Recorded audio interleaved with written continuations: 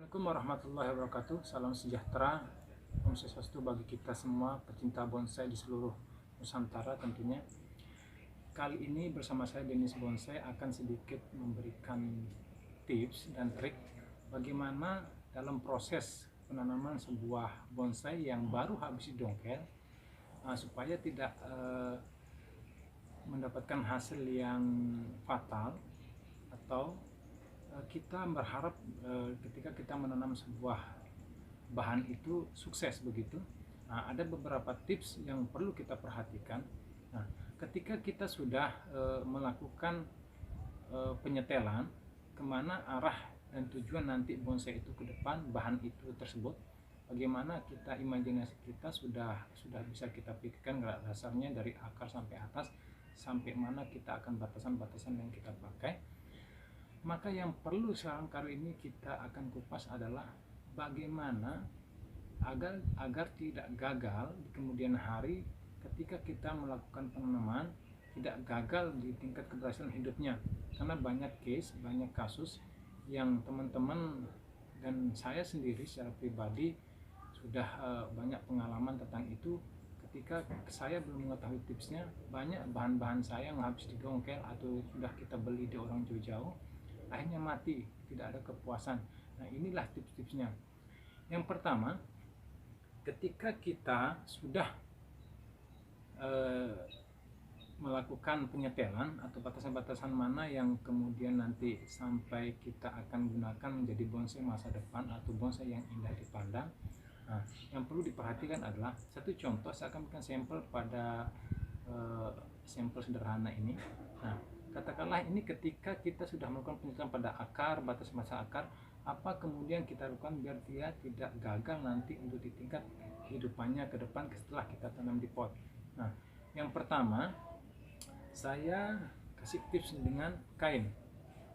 Nah, kain apa saja, tetapi alangkah baiknya kain yang digunakan adalah kain yang sifatnya menyimpan air, apapun jenisnya, kain-kain yang bisa menyimpan air dalam tahan waktu lama.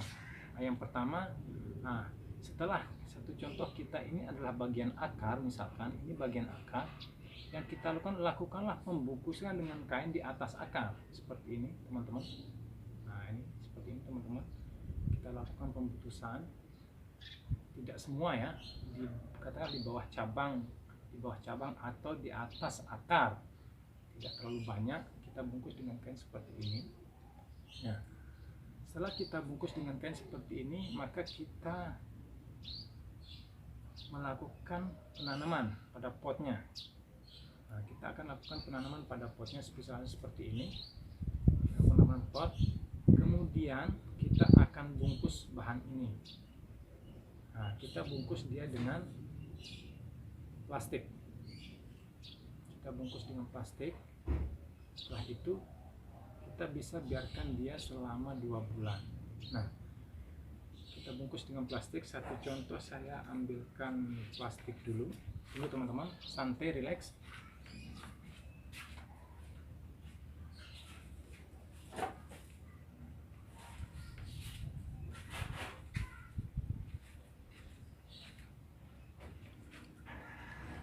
Ya, seperti ini teman-teman.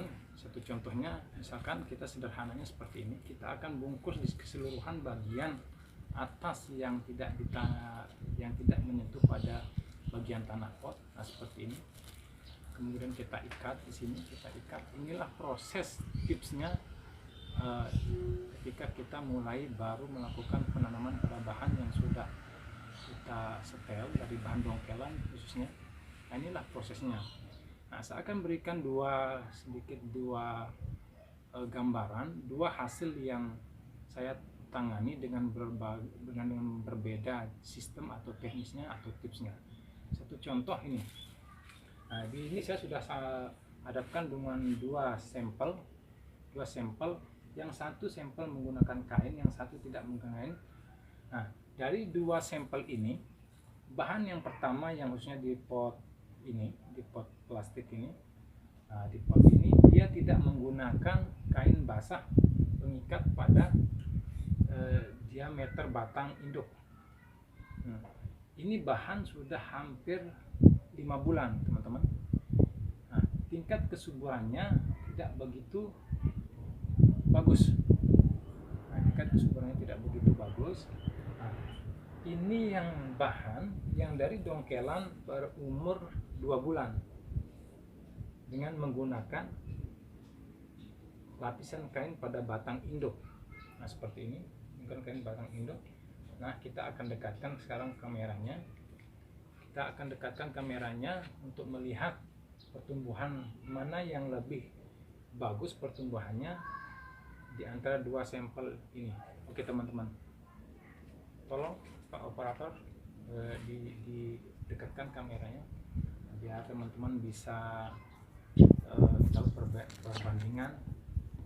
Ini teman-teman, perbandingan dua bahan sampel, yang satu yang menggunakan kain, yang tidak menggunakan kain di pot ini, dia tidak begitu subur teman-teman. Ini bahan yang sudah 5 bulan ditanam dari dongkelan, dia tidak begitu subur. Nah ini teman-teman, 5 bulan dengan tingkat kesuburannya hanya seperti ini saja. Nah itu teman-teman, mungkin bisa nanti ini dilihat ini teman-teman, dari panjang suli yang tumbuh baru ini segini, dengan perbandingan tadi bahan yang menggunakan lapisan kain seperti ini. Nah, lapisan kain seperti ini lapisan kain seperti ini, dia sangat subur. Padahal dengan perbandingan umur tanam, ini 5 bulan, yang ini 5 bulan, yang ini hanya 2 bulan. Nah, ini teman, dari tingkat kesuburan hijauan pada daun, tingkat panjang suli, itu sangat-sangat berbeda.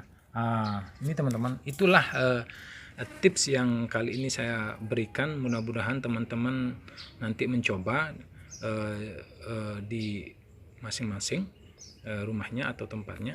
Nanti prosesnya seperti itu. Tips yang menggunakan kain dan tidak menggunakan kain ada perbedaan signifikan di tingkat kesuburannya. Semoga teman-teman nanti berhasil. Nah, kembali ini hanya pengalaman saya secara pribadi teman-teman. Dan catatan di bonsai yang 2 sampel ini teman-teman, saya tidak menggunakan menggunakan perangsang akar atau pupuk atau apapun. Ini murni hanya menggunakan medianya apa saja boleh. Ada yang silahkan menggunakan pasir malang, pasir kali, atau pasir gunung, atau sekam. Paling tidak ada masalah di pengalaman pribadi saya teman-teman. Nah itu teman-teman, semoga tips kali ini bermanfaat. Silakan dicoba. Ini kembali lagi pengalaman saya secara pribadi. Silahkan dicoba. Kalaupun tidak, dengan pengalaman masing-masing silahkan. Ini hanya tips dari saya dengan beberapa pengalaman yang sudah saya lakukan khususnya di pohon serut. Ternyata memang ada sedikit perbedaan-perbedaan yang dapat hasil ketika kita menggunakan tips yang berbeda pada saat penanamannya. Nah itu teman-temannya, semoga di tips kali ini bersama saya Denis Bonsai selalu memberikan manfaat buat teman-teman, supaya kita tidak kecewa di kemudian hari. Jangan sampai kemudian bahan yang kita sudah capek-capek dongkel, capek-capek beli dari jauh, mungkin online, mungkin akan fatal, tidak puas dalam kita menikmatinya dalam pertumbuhannya teman-teman. Nah itu dari saya, tips dari saya teman-teman, semoga nanti bermanfaat. Silahkan dicoba. Oke teman-teman, salam dari saya Denis Bonsai, selamat mencoba. Jangan takut untuk mencoba, untuk mendapatkan hasil nanti mana yang bagus silahkan ya.